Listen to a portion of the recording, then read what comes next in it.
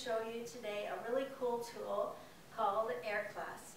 And AirClass will allow your audience to participate with you by sending messages or taking small quizzes. And AirClass is found in the menu here or at the other side under the tools, the wrench and the hammer. There are 4 icons, and the first 3, the spotlight, countdown, and stopwatch, are in a separate video. I thought we'd just focus on AirClass here. Now, students can use any device that accesses internet, but they have to be on the same network. So if you find that it's not working, get your IT people to check to make sure you are in fact using the same network. I'm using my phone, and I am on the same network as the board, and I've pre-scanned the code, and I'm ready to go. But if your students don't, or your participants don't have a QR scanner, they can type in the code on their Chromebooks, their laptops, etc., and use it that way. It's pretty small, so you could post it somewhere in the room or bookmark it on their devices. So let's get started. Once you're sure that your audience has, in fact, accessed the code, then we're going to enter the class. And you get a new menu here. Now, often, I start this and someone says, oh wait, I didn't get the code. In that case, click on the manager, bring up the code again, and when they've got it, you can close it by tapping underneath. Let's look at message. Sometimes you might want to gauge the reaction or the feelings about the group, and you might want to hear from them, but they don't want to put up their hand or interrupt the meeting that you're having. Turn on message. Now I have the ability, because I've scanned the code and put in my name, I can enter. Let's take a minute for me to get connected. And I've got answer and message at the top. And because message is on, I'm going to press message, and I can type when is the next meeting.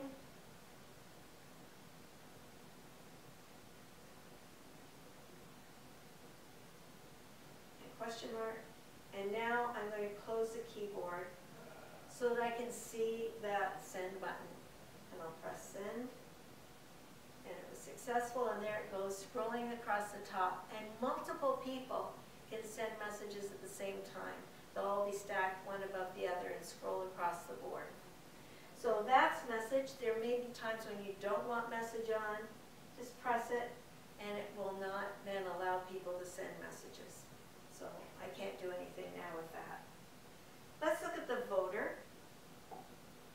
The voter corresponds to answer on my device. So I'm going to click on answer, and then I have A, B, C, D, E, F, G, H, I available for answering quiz questions. And you can do single choice or multiple choice. So let's begin that. I could say it orally, but I do have something prepared for this. I'm going to go to note. And here's my question. How many eggs in a dozen? A for 12, B for 1, C for 4. So I press the A, and OK. I have to wait for that to send. And here it says my name and the fact that I have submitted an answer. So if you have multiple people in the room, you'll see the names and how many answers have been sent. Hey, once we're done that and everybody sent their answer, we'll finish. And it tells us how people voted. You can see mine there.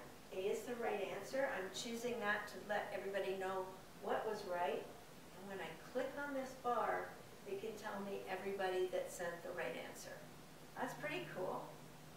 We can also explain, so we can go back to our main screen and talk about it, write notes, etc. And down here, we can see the answers. So that's how you do the voter. Let's look at the responder, and I'm just going to add a new page here so we can see it. So I'm going to close this and add a page. Here we go. And we're going to go to the responder. And the responder lets you answer a question based on who responds first. So I'm going to get ready to say OK, and the person in charge charge would ask a question like, 3 times 4. I'm the one that gets to answer, and I would say 12. So a whole class can compete, or you'd have groups competing. If they only have one device per 5 people, for instance, they could decide amongst themselves, and then one person would be designated to tap that button. So that's it. We can restart and start again. So we've looked at the voter, responder, messaging, and manager,